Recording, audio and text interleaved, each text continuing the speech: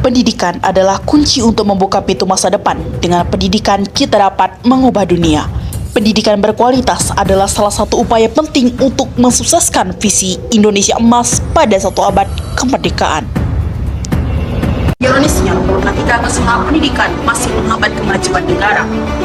Kesenjangan ini terlihat dari kondisi ekonomi dan ketimpangan akses pendidikan, baik secara kualitatif maupun kuantitatif. Hal ini tentu menghambat kemajuan sumber daya manusia dan kemajuan negara. Kesenjangan pendidikan juga bertentangan dengan Undang-Undang Nomor 20 Tahun 2003 Sistem Pendidikan Nasional Pasal 5 yang telah menyatakan bahwa pendidikan harus bersifat demokratis. Faktor utama kesenjangan pendidikan adalah masalah finansial dan pola pikir. Anak-anak di pinggiran terjebak dalam rantai kemiskinan, putus sekolah dan kemelarapan. Data Badan Pusat Statistik Indonesia pada tahun 2023 menjadi telah sebanyak 76% anak di Indonesia putus sekolah karena masalah keuangan. Keadaan semakin memburuk diakibatkan oleh pola pikir masyarakat miskin yang pragmatis, stigma bahwa pendidikan mahal, dan mentalitas lebih baik bekerja daripada bersekolah menjerumuskan generasi muda pada siklus kemiskinan antar generasi. Tak hanya itu, kesenjangan pendidikan di Indonesia juga diakibatkan oleh fasilitas dan infrastruktur di daerah pedesaan yang sangat memprihatinkan. Juga dieksploitasi oleh kemerataan dan kecukupan subsidi oleh pemerintah dalam pembangunan sekolah dan pendidikan di daerah terpencil.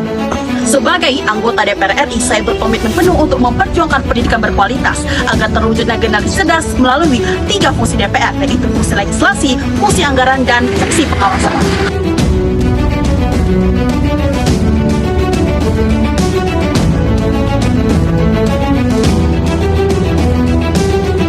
Selanjutnya, pada fungsi anggaran, saya akan meningkatkan alokasi dana pendidikan dalam APBN khusus pada daerah pedesaan, mengalokasikan dana pendidikan untuk melakukan program inovatif seperti beasiswa gratis dan bertanggung jawab penuh atas pendanaan dan pelaporan secara struktural. Dalam fungsi pengawasan, saya akan membentuk tim pemantau yang melibatkan pemerintah pusat, pemerintah daerah, serta lembaga swadaya masyarakat. Saya juga melakukan audit dan penilaian terhadap kinerja pemerintah dalam pendidikan selama 6 bulan sekali.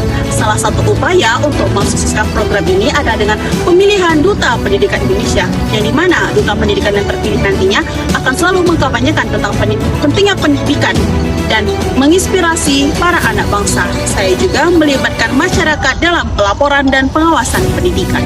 Dengan upaya bersama, saya yakin anak-anak pedesaan adalah bibit unggul dalam membangun kemajuan bangsa di masa yang akan datang. Mari sukseskan Indonesia Emas dengan pendidikan berkualitas tanpa kesenjangan pendidikan. Saya Moliza Zahra, calon legislatif Parlemen Remaja, perwakilan Aceh Dapil 1. Terima kasih.